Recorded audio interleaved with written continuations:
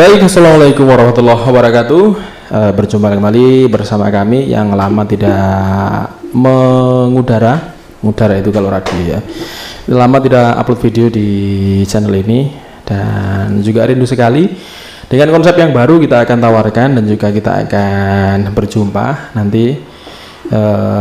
Ini konsep perdana kita akan bikin konsep mendekati podcast gitu ya.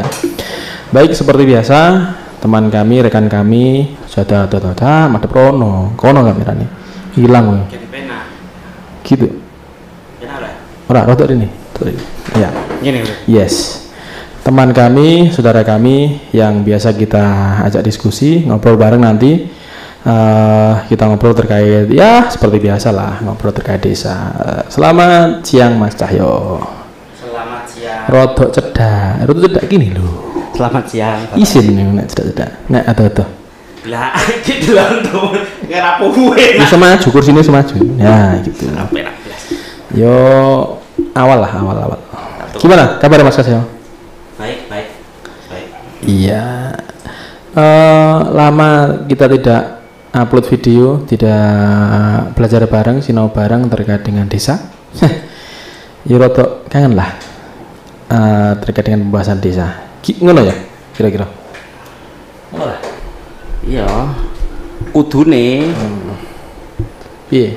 Diskusi iki terus bendino kudune. Terus bendino biar kasanah keilmuan itu berkembang. Iya. Tapi yo piye wong kabeh gratisan ya. Yo liyane ngono kabeh repot juga. Banyak kegiatan yang harus dijalani. Iya. Oke, piye Mas Ayo? Isu-isu terkini terkait dengan desa apa yang perlu kita bahas ini? Oh iya, iki kemarin ada yang tanya itu. Teman-teman yang kemarin juga memahami terkait dengan PLT di tahun 2020. Ini ada pertanyaan kemarin, PLT 2021 gimana gitu? BLT tahun 2021 ada, dasarnya sudah muncul semua. Gus Menteri Desa sudah meluncurkan Desember kemarin Permendes nomor 13 itu tentang prioritas penggunaan dana desa. Salah satunya pokok ditekankan di sana adalah BLT dana desa. Kemudian setelah itu juga muncul Peraturan Menteri Keuangan nomor 222 tahun 2020. Di sana menekankan bahwa BLT dana desa itu 1 tahun anggaran 12 bulan. Jadi mulai Januari sampai bulan Desember. Nah, kemudian setelah itu juga sudah muncul instruksi surat edaran bupatinya terkait dengan teknis pengaturan itu. Jadi harusnya sekarang ini sudah ada yang mulai cair. Untuk bulan Januari. Terkait mekanismenya sama atau si penerima juga sama ya? Mekanisme penerima sampai hari ini tidak ada regulasi yang melarang bahwa penerima BLT itu harus tetap, harus berganti, harus berubah, itu tidak. Tapi pada dasarnya boleh tetap, boleh berganti, boleh berubah. Artinya tidak harus sesuai kemarin, boleh kita merubah dengan syarat dan ketentuan berlaku. Dengan syarat dan ketentuan berlaku. Karena harapannya Gus Menteri, BLT dana desa ini menjadi jaring pengaman sosial Sapuranjau. Jadi harapannya tidak ada lagi warga masyarakat miskin yang harusnya dapat bantuan itu menjadi tidak dapat karena suatu hal.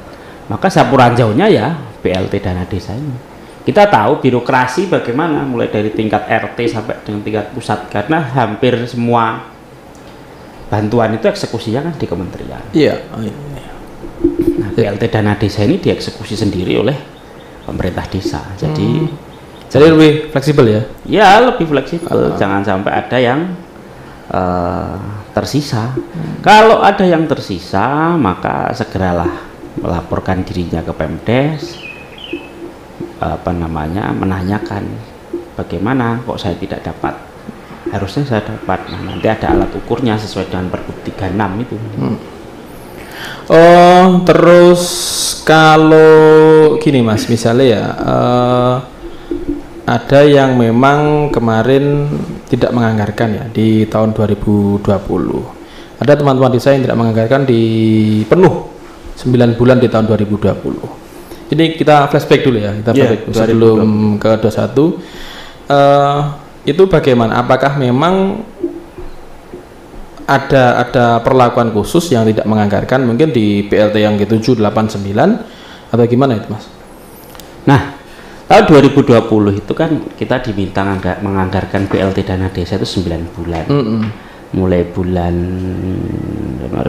Maret sampai bulan Desember. Artinya, nah kemarin di Permenkyu itu kan ditegaskan bahwa desa yang tidak menganggarkan 9 bulan pada tahun 2020, tahun anggaran 2020 dapat sanksi pemotongan BLT dana desa. Bukan BLT, pemotongan dana desa. Iya, tahap 2. Tahap 2. Berapa itu? 50%. Iya. Nah, tapi apakah semua yang tidak menganggarkan itu langsung dipotong? Tidak juga. Dilihat kondisinya. Kalau memang benar-benar tidak menganggarkan karena keuangan desa itu tidak ada, ya aman. Tapi kalau coba untuk bermain-main mengaku tidak ada, kemudian rekaman keuangannya itu pada bulan setelah tanggal 27 Oktober itu masih ada anggaran, berarti dia dianggap dia tidak mau menganggarkan. Gitu. Jadi eksekutornya memang yang menentukan ini ada punishment atau tidak tetap dari Kementerian Keuangan ya? Ya itu Kementerian Keuangan kalau apa? Yang punya duit, yang punya uang. Terus kepanjang tangannya ya KPPN yang nanti akan memotong itu. Oke, terus kembali lagi ke 2021. Ini kan gini, kalau kita melihat di lapangan itu kan saya itu terdampak loh, COVID terdampak. Saya terdampak COVID. Kenapa saya tidak dapat bantuan BLT dari dana desa kan gitu. Banyak yang statementnya demikian. Aku terdampak. Kalau si Mas Cahyo itu terdampak juga sebetulnya kan gitu. Kenapa Mas juga tidak dapat BLT kan gitu? Gimana itu Mas? Jadi jangan berbicara terdampak atau tidak terdampak, tapi kan ada aturannya siapa yang harus dapat bantuan, siapa yang tidak, itu khusus. Jadi kita tidak bicara bantuan JPS yang lain ya, tapi kita bicara dana desa. Ada aturannya, siapa yang layak itu ya yang diukur dengan Perbup 36 itu, dan dia dikatakan dalam kategori miskin. Miskin, hampir miskin. Jadi kuncinya miskin ya? Iya. Bukan terdampak atau kuncinya miskin dan terdampak. Iya. Gitu. Tapi lebih ditetapkan pada miskinnya. Karena memang dana desa ini kan diharapkan bisa memacu pertumbuhan ekonomi. Ekonomi akan tumbuh itu jika daya beli masyarakat terus berjalan, tidak berhenti. Maka ya salah satunya ya BLT itu. Walaupun BLT ini bisa kita kasih nilai ya bukan solusi yang terbaik, tapi ya untuk hari ini mungkin yang paling yang cocok. Jadi gini,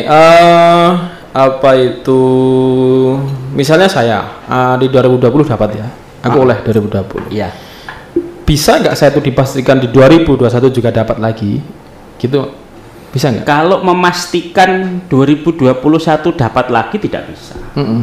Tapi kalau 2020 itu dapat, ya 75% minimal 75% 2021 juga dapat. Karena kan diukur saja. Nanti akan ada pengukuran ulang di bulan ini, Januari Februari ini. Tapi kalau saya merasa keadaan saya itu di 2020 sama 2021 itu masih sama. Kalau masih sama ya, kalau masih itu menurut saya loh ya, menurut saya. Ya nanti akan diukur sendiri. Diukur sendiri oleh tim itu. Tapi di lapangan itu dinamikanya macam-macam Mas. Kadang-kadang ada yang pemerataan, ada juga yang ya wis saya nggak mau repot, itu aja yang penerima 2020 dianggarkan lagi atau dipakai lagi datanya. Ada juga yang memang oh iya ini memang sudah tidak layak karena yang kemarin mungkin ini miskin karena kehilangan mata pencaharian dan sekarang dia sudah mulai bekerja lagi. Dia juga ada juga yang legowo, yo sudah saya tidak usah diikutkan lagi di BLT 2021. Dinamika seperti ini kalau teman-teman desa baiknya seperti apa, Mas? Ya dinamika seperti itu normal. Normal artinya pertama yang harus benar-benar ditekankan adalah prinsip penggunaan dana desa, entah itu untuk BLT, entah itu untuk yang lain, itu bukan pemerataan, tapi kebutuhan. Nah, jadi tidak bisa kemudian hanya karena pemerataan, kemudian yang di 2020 dapat, terus harusnya sekarang ini secara ekonomi dia juga masih dapat, hanya karena kebijakan Pak Kades pengen pemerataan terus dia disingkirkan ganti yang baru, ya tidak bisa. Jangan-jangan yang baru ini bagaimana? Yang baru ini apakah di bawah dia? Lah jangan-jangan yang baru ini masalah di atasnya. Maka sekarang pemerataan itu harusnya ya kita harus sadar bahwa prinsipnya bukan pemerataan tapi kebutuhan, siapa yang memang benar-benar membutuhkan. Oke. Jadi itu ya teman-teman terkait dengan dana desa, sedikit pembahasan. Mungkin ada beberapa pertanyaan yang lain, mungkin ada yang perlu kita bahas di lain kesempatan, mungkin silahkan saja di komen di bawah apa yang memang perlu kita bahas terkait dengan dana desa, apa yang perlu kita sampaikan, kita carikan materi dan juga pemateri yang lain gitu ya Mas. Ada closing statement terkait dengan BLT dana desa 2021 Mas Ayo? Khusus BLT dana desa, kita semua harus sadar, dan intinya kami yang sebagai praktisi di situ berpesan tolong diperhatikan. Yang pertama adalah peka atau perempuan kepala keluarga yang miskin, kemudian penyandang disabilitas, kemudian warga kita yang sakit menahun. Nah, 3 hal itu tolong diperhatikan, karena sering sekali mereka ini kondisinya tidak dapat bantuan yang lain juga. Iya, dan sering terabaikan. Iya. Cukup. Baik. Terima kasih. Itu mungkin pembahasan kita di kesempatan kali ini. Nanti kita akan bahas lagi terkait dengan pokok bahasan yang lain. Jangan lupa untuk mendukung channel ini silahkan klik subscribe dan juga like, komen, dan juga tolong berikan share kepada teman-teman yang lain. Begitu ya. Terima kasih. Kita berjumpa lagi di lain waktu dan lain kesempatan di acara Orang Pinggiran Bicara. Terima kasih. Assalamualaikum warahmatullahi wabarakatuh.